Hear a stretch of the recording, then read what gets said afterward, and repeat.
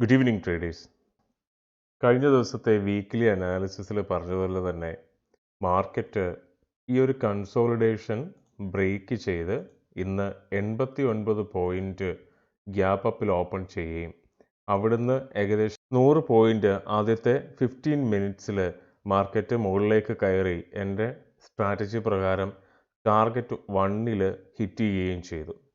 ഇന്നത്തെ market opening കണ്ടപ്പോൾ തന്നെ ഞാൻ എൻ്റെ ഗ്രൂപ്പിൽ ഞാൻ മെസ്സേജ് ഇട്ടിരുന്നു, ഇന്ന് കൺസോളിഡേഷൻ സാധ്യതയുണ്ട്.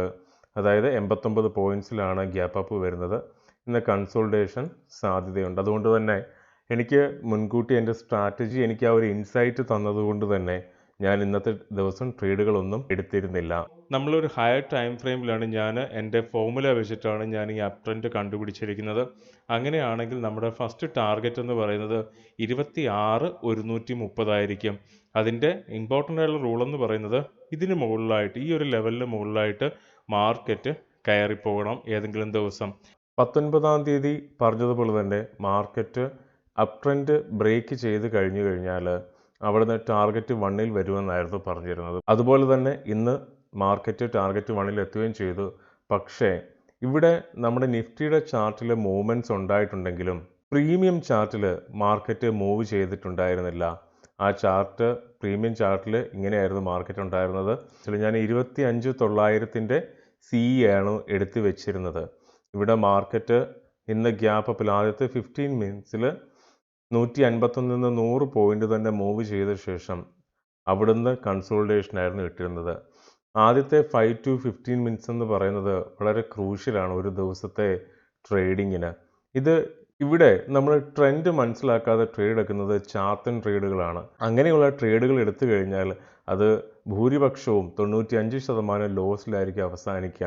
അതുകൊണ്ട് തന്നെ എൻ്റെ ട്രേഡുകൾ എപ്പോഴും 9:30-ക്ക് ശേഷമായിരിക്കും എനിക്ക് കൺഫർമേഷൻ വന്നതിന് ശേഷം ഞാൻ ട്രേഡ് എടുക്കുക. ഇന്ന് വളരെ കൃത്യമായിട്ട് തന്നെ യാതൊരു തരത്തിലും എനിക്കൊരു മൂവ്മെൻറ്റ് ഇവിടെ കിട്ടിയിരുന്നില്ല. ഞാൻ എൻ്റെ ട്രേഡ് 10:30-11 മണിക്ക് ഞാൻ അവസാനിപ്പിക്കുകയും ചെയ്യും. അതുപോലെ തന്നെ ഞാൻ മാക്സിമം നോക്കി ഒരു മൂവ്മെൻറ്റ് ഒരു കൺഫർമേഷനും കിട്ടാത്തതുകൊണ്ട് തന്നെ ഇന്നത്തെ ദിവസം ട്രേഡ് എടുക്കാതെ ക്ലോസ് ചെയ്തു. ചില ദിവസങ്ങളിൽ ട്രേഡ് എടുക്കാതിരിക്കുന്നത് പ്രോഫിറ്റ് ട്രേഡാണ്, പ്രത്യേകിച്ച് ഇന്നത്തെ പോലെയുള്ള ദിവസങ്ങളിൽ. ഇനി വീണ്ടും നമ്മൾ നിഫ്റ്റിയുടെ ചാർട്ടിലേക്ക് വന്നു കഴിഞ്ഞാൽ എൻ്റെ സ്ട്രാറ്റജി പ്രകാരം അടുത്ത ലെവൽ എന്ന് പറയുന്നത് 26,260 ആണ്.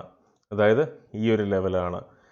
സാധാരണയായിട്ട് കണ്ടുവരുന്നത് മാർക്കറ്റ് അപ് ട്രെൻഡിലേക്ക് പോകുമ്പോൾ ഭീമമായ രീതിയിൽ സെല്ലിങ് നടക്കുന്നത് കൊണ്ട് ആ സെല്ലിങ്ങിനെ പ്രതിരോധിക്കാനായിട്ട് ബയേഴ്സ് ഗ്യാപ്പ് അപ്പ് സ്ട്രാറ്റജി അവിടെ ഓപ്പൺ ചെയ്യും. ഇൻസ്റ്റിറ്റ്യൂഷൻസ് ആണ് സാധാരണയായിട്ട് ഈ രീതിയിൽ മാർക്കറ്റിനെ കൺട്രോൾ ചെയ്യുക.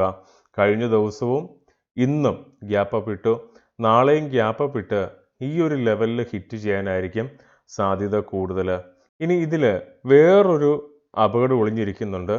ഈ ഒരു ലെവൽ മാർക്കറ്റ് താഴോട്ട് ബ്രേക്ക് ചെയ്താൽ വീണ്ടും 100 പോയിൻ്റ് 26,100-ൽ നിന്നും 100 പോയിൻ്റ് ഇടിഞ്ഞ് 26,010-ലേക്ക്, അതായത് ഏകദേശം ഈ ഒരു ലെവലിലേക്ക് 26,10 പറയുന്ന ഈ ഒരു ലെവലിലേക്ക് മാർക്കറ്റ് എത്താനുള്ള സാധ്യതയുണ്ട്.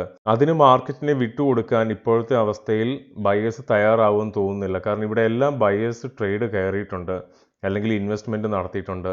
അങ്ങനെയാണെങ്കിൽ അവർ കുറച്ചുകൂടെ മുകളിലോട്ട് കൊണ്ടുപോയ ശേഷമേ അവരുടെ പ്രോഫിറ്റ് ബുക്കിങ്ങിനുള്ള സാധ്യതയുള്ളൂ. ശ്രദ്ധിച്ചും സൂക്ഷിച്ചും ട്രേഡ് ചെയ്യുക. Have A happy trading. Thank you.